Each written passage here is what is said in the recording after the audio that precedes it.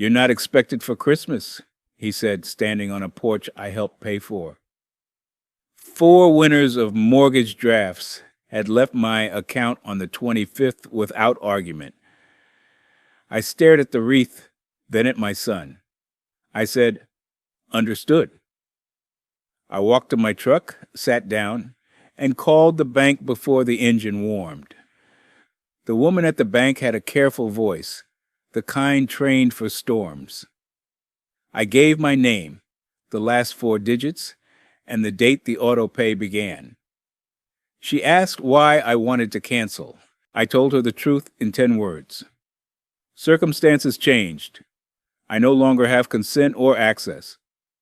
She paused, then read a policy line that said what I needed. "You may terminate auto debit before the next draft," she said. "I will email confirmation." The call lasted 8 minutes. When I hung up, my hands were quiet. Back at my place, I set 3 folders on the kitchen table like a mechanic laying out tools. One said bank. One said mortgage. One said notes.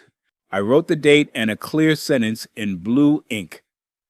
Autopay canceled at 4:12 p.m. No further payments authorized. Then I made coffee the way my late wife preferred, strong and unhurried, and I let the house learn my breathing again. 4 years and some months earlier, I had agreed to help because the times were heavy. Evan had lost hours. Kara had a baby with a cough that scared her nights. The house had felt like a lifeboat, and I had steady hands. I offered to carry the mortgage for a season. It became 4 winters. They said they would take it back when work settled. Work settled into something else, and the draft stayed obedient as a soldier.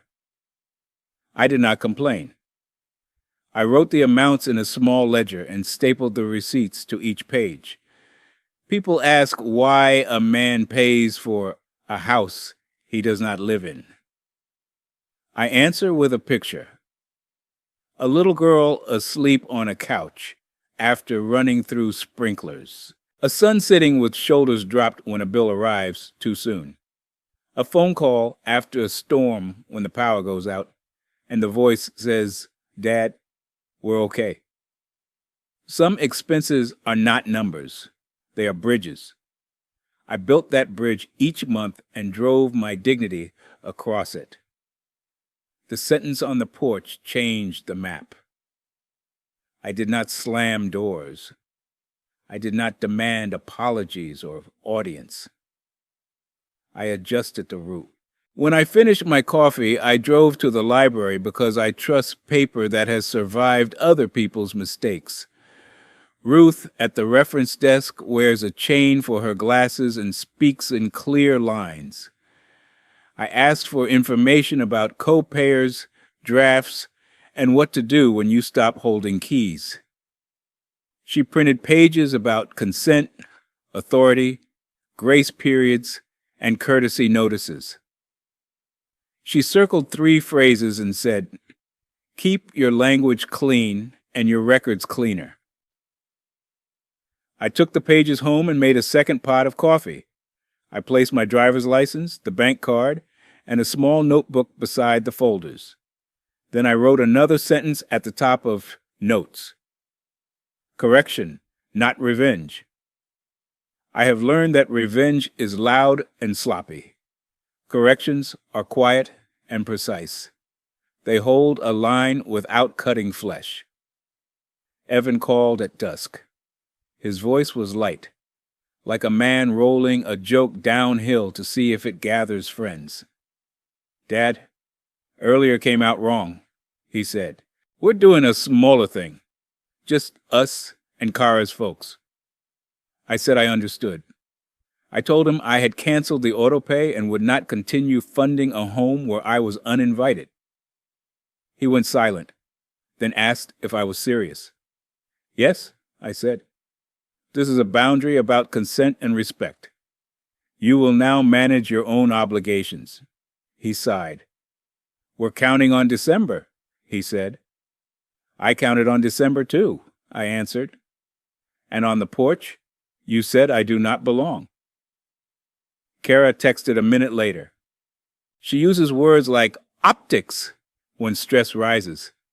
She wrote, "This feels punitive and will create reputational issues for Evan."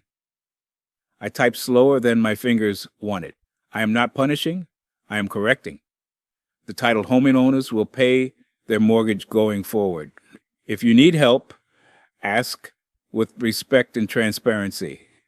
Do not exclude and expect funding. She replied with a longer paragraph about family and obligations. I put the phone face down and went to plane a rough edge on the back steps. Wood tells the truth. When it is high, you shave it. When it is rotten, you replace it. When it is level, you leave it be. In the morning, the bank's confirmation arrived. Auto debit terminated, effective before next draft. I printed 2 copies and slid one into bank and one into mortgage. I wrote the amount of the next payment on a sticky note and pressed it on the page. Then I wrote a message to Evan and Kara, as calm as a level. The bank confirmed termination of my auto pay. You will make December's payment and all future payments. If you need clarity on amounts or due dates, call the lender. I will not mediate. If you ask for assistance, use the words loan and timeline. Use the word please. I went to the diner for eggs because I wanted a familiar plate and a human voice that knew my name without a file. Ms. Green poured coffee and asked how the week was going. I said, I received new information and adjusted my commitments. She nodded and refilled the cup without advice. The radio at the counter hummed a carol that used to make our daughter cry when she was little. I put $1 in the jar and left with a small piece you find in places that do not need your story to serve you breakfast. Back home, I moved through the house fixing small things. A loose hinge, a bulb that flickered, a drawer that stuck unless you pulled left. Tending the immediate keeps a man from feeding the wrong fires. Around noon, I drove to the bank and asked Mr. Colton, the man with the patient tie, to print my last 12 months of debits to the mortgage account. He did so and stapled them with the neat care of a person who respects proof. If anyone disputes your role, he said, this shows dates, amounts, and account of origin. Thank you, I told him. I expect only the truth to stand. 2 days later, a white envelope landed in Evan's mailbox from the lender. It was a courtesy notice, not a threat. I know the difference because I have opened both in my life. A courtesy notice says, "We notice a change. Please attend." A threat says, "We will move if you do not." Evan texted a picture of the letter with 3 question marks. I answered with 1 sentence. This is a routine reminder that owners are responsible for payment. He asked if I could bridge December one last time.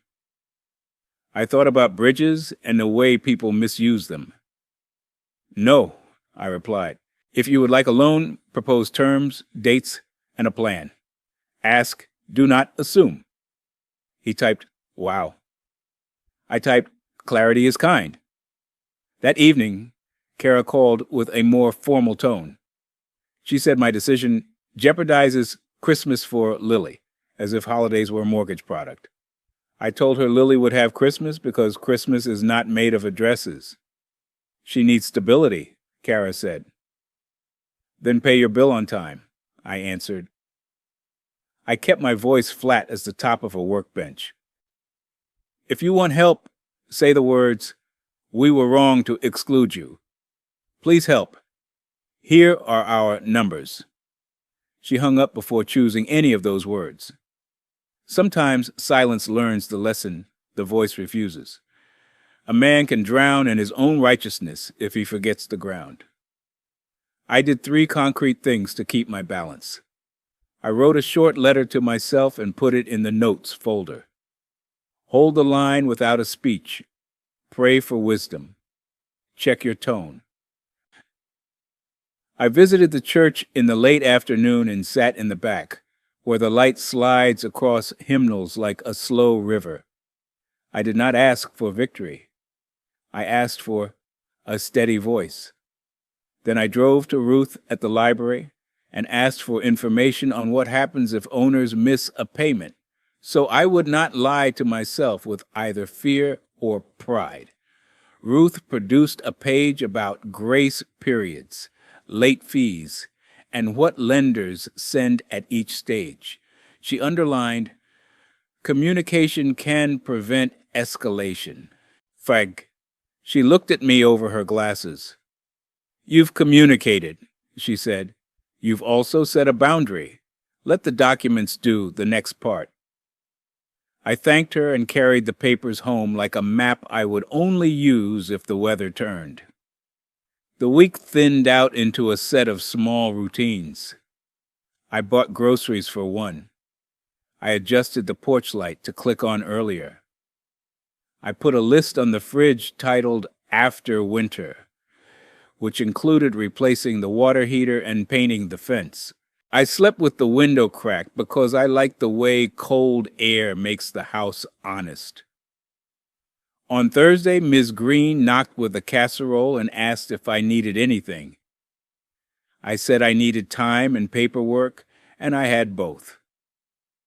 She left the dish and the quiet dignity of someone who knows when to step forward and when to stand near.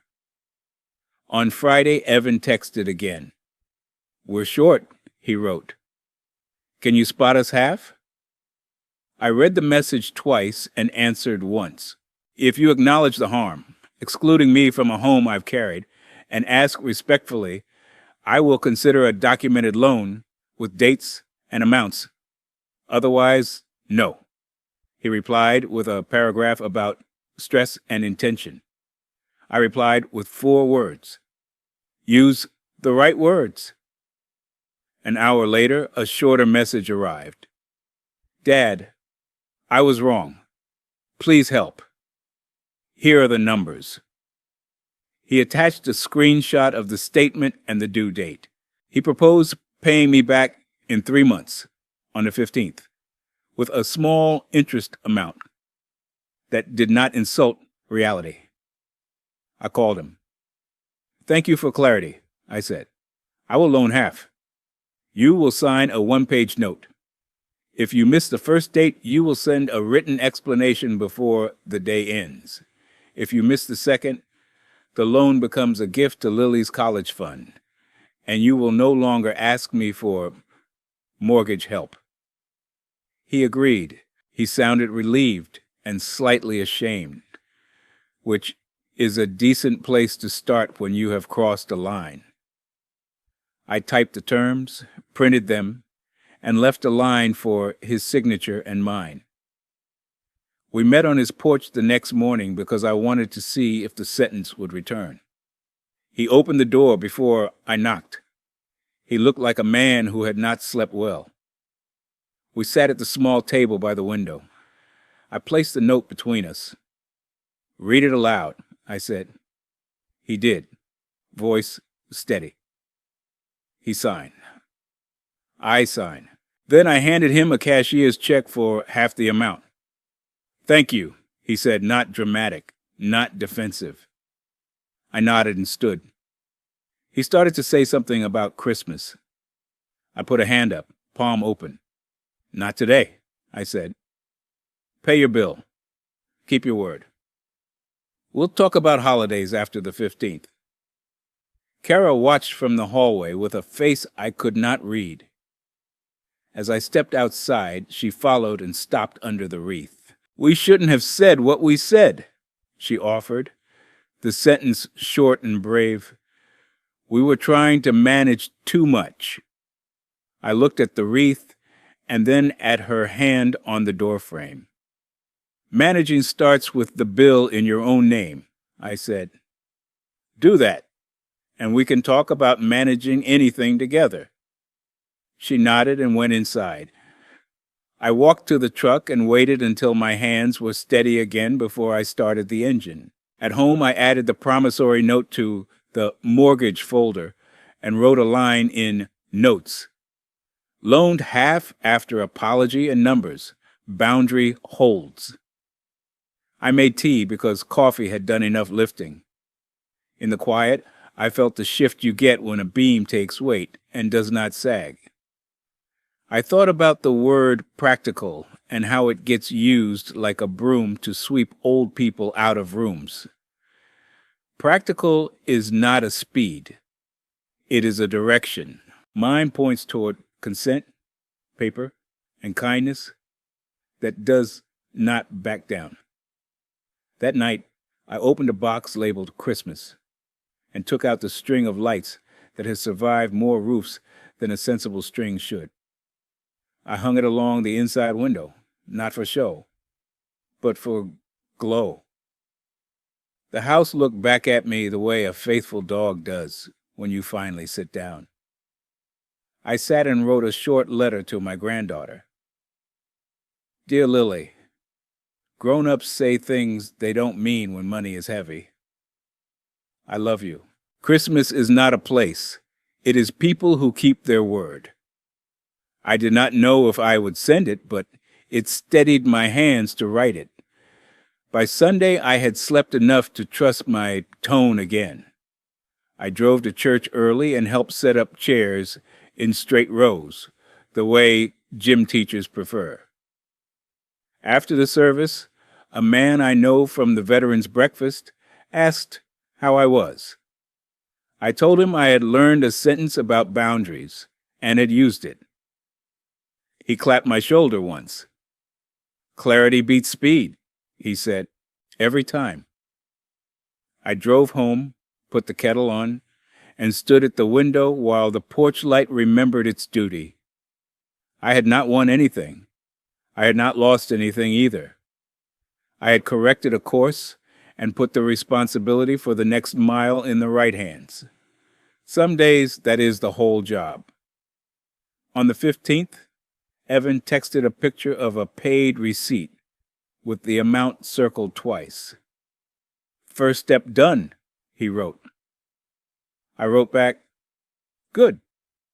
Second step is the next bill. Keep the pattern. He replied with a thumbs up. I printed his image, taped it to a blank page in the mortgage folder, and drew a straight line underneath with a ruler. Lines help men tell themselves the truth. You can point to a line and say, this is where we changed course. A day later, a small envelope from the lender arrived at my own address because I had been listed as a notification contact when I first set up the draft. The letter was polite. It noted the late fee and confirmed payment received. It suggested automatic drafts to avoid future inconvenience. I smiled at the sentence. Inconvenience is what some people call responsibility.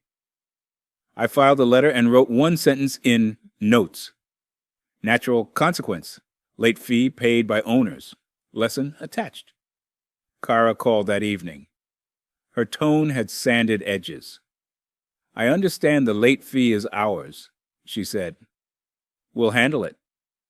She paused, then added, I spoke out of fear last week. I am sorry. I let the apology sit between us like a glass of water set carefully on a table. It did not spill. Thank you, I said. Fear says fast. Wisdom says clear. I will always choose clear. She breathed out a sentence that sounded like someone loosening a tight collar. I hear you, she said. We want you at Lily's school pageant Friday if you're willing. I said I would be honored. I did not mention Christmas. We had a schedule for that conversation. Friday's gym smelled like varnish and paper programs. Folding chairs made their usual complaints against the floor. I took a seat on the aisle because knees prefer options. The kids sang a song that mothers recorded and fathers pretended not to. Lily saw me and waved with her whole arm.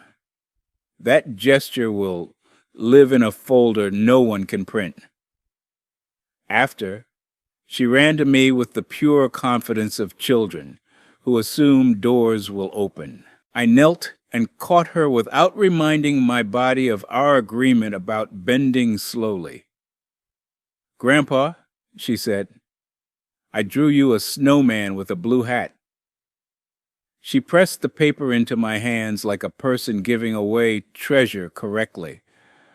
I told her it was perfect and meant it more than some men mean vows. Evan shook my hand with his eyes, not with his fingers. We stood among coats and choir folders. He started to say a sentence about Christmas.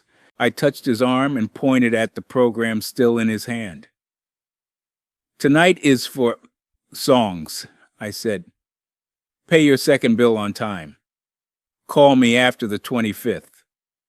He nodded, the way men nod when they know the next step is theirs to take and no one else's. Kara gathered Lily and thanked me for coming, and the word thank sounded like a gift wrapped in plain paper. On Sunday, I fixed the loose railing on my back steps with Evan's help. He held the new lag screws like they were small responsibilities, which they were. We worked without commentary. When the driver tightened down and the wobble disappeared, he put weight on the rail and grinned, because safety feels like victory if you have known a fall. "Better," he said. "Right," I answered.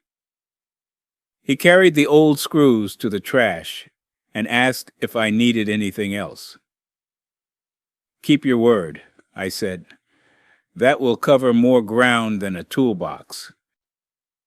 The week before Christmas, I met with Adiram Patel. His office smells like paper and quiet. We reviewed my will and the small trust that holds the leftovers of a life you tried to run straight. I asked him to add a clause: gifts to Lily's education if Evan or Kara default on any loan to me after a second missed date. He raised an eyebrow. "Motivation through consequence," he said. "Gentle, not punitive." I nodded. They learn we're serious when paper speaks. He drafted language that did not shout, then slid it across for my hand. I read every line. I signed. We shook like men who enjoy clarity the way some enjoy loud winds. Outside the office, light slanted over a parking lot full of early holidays. I sat in the truck and wrote a sentence for notes. Updated will and trust. Prioritized granddaughter. Kept tone kind. I drove to the diner and ordered a sandwich I could manage with one hand because I wanted the other free for a pen. Mrs. Green asked about my day, and I told her I had made my handwriting official. She laughed the way people laugh when accidents turn into straight lines. "That's the best kind of ink," she said. On the 23rd, a neighbor texted me a link to a community post. It was a short reflection on boundaries by someone who signs their name another parent. The post said, "Clarity is kindness. If a person pays for your roof, do not shut them out of their own weather." Comments collected like snow. Some people wanted drama. Many wanted order. I did not type anything. I do not debate family matters in public squares. I let the square teach my son what it teaches without my lecture. Christmas Eve came with ordinary chores: 2 bulbs to replace, a furnace filter to change, a small spill to wipe when the kettle decided to remember physics. The house was warm with plain work. Near dusk, I received a message from Evan. "We paid the second bill today. It read, "On time. I included the note to you as agreed." Attached was a photo of the online confirmation and the line where he typed, "Thank you for your patience. We will handle our obligations." I printed both and filed them. Under notes, I wrote, "Second payment on time. Respect increasing." I boiled pasta and made a simple sauce because holiday food does not have to pretend it is a parade. I put Lily's drawing of the blue hat snowman on the fridge with a magnet. The porch light clicked on 15 minutes early, as instructed. I sat at the table with a candle that smelled like pine and wrote 3 Christmas cards to people who once carried me when I needed a bridge. I told them I was steady and grateful. I meant both words. Near 8, someone knocked on the door. The knock was thoughtful, not urgent. When I opened it, Lily stood there in a red coat with fuzz on the hood. She held a box wrapped in newspaper comics and tied with cooking twine. "Mom said, 'This is okay,'" she said. "We wanted to see your lights." Kara stood on the walkway, hands folded in front, giving me the choice to invite or wave. I stepped aside and said, "Come in." We stood at the window and looked at my inside string that glows soft against glass. Lily set the box on the table and opened it. She had baked ginger cookies with more cinnamon than a recipe would recommend. "We used the loud shaker," she confessed. I took a bite and let the spice argue correctly with the sugar. Kara handed me an envelope with a single line inside. "We were wrong to exclude you," it said in her handwriting. "I am sorry." She added her name and left the rest blank, as if apology deserves silence after it so it can ring. "Thank you," I said. "I accept." I did not add lectures about doors and weather. I did not say anything about porches. I poured milk for Lily and tea for Kara and water for myself, because I had already had enough sugar for one night. We kept the visit short on purpose. When they stood to leave, I walked them to the porch. The plain, smooth step held steady under our feet. "See you after the 25th, I said. Kara nodded. Lily hugged me with the unedited force of 8-year-old arms. "Merry Christmas, Grandpa." "Merry Christmas, Lily," I said, and the words did not scratch anything on their way out. Christmas morning was quiet, in the way a good workshop is quiet when tools hang in order. I made pancakes sized for 1 plate and poured syrup with the respect good syrup requests. I read a chapter of a book about rivers. I called a friend from the Veterans Breakfast and said a short prayer over the phone for a man in our circle who was missing his wife. Emotion arrived, did its work, and left without knocking over any furniture. In the afternoon, I walked the neighborhood and noticed how many lights flicker on too early because timers lose their way when days shorten. I helped a neighbor reset hers and did not mention how to avoid the problem next year. Advice is best received when asked for. As I turned back toward my driveway, I saw Evan's truck idling at the curb. He stepped out alone and put his hands in his pockets like men do when they have to deliver lines without props. "I wanted to say this without a phone," he began. I was wrong. He looked at the porch, then at the wreath, then at me. We closed the door to the person who kept the roof.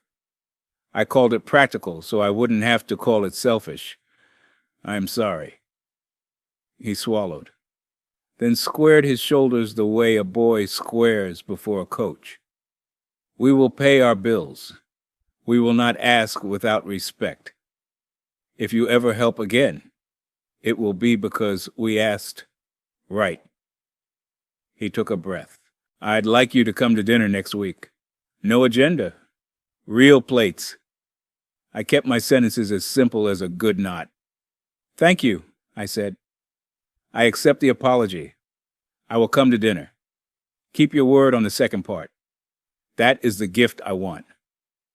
He nodded and smiled, and the smile did not ask to be graded. He reached into his coat and pulled out a small envelope.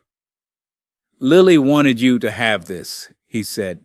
Inside was a photo of the three of them on a couch with the tree crooked, because trees prefer honesty over symmetry.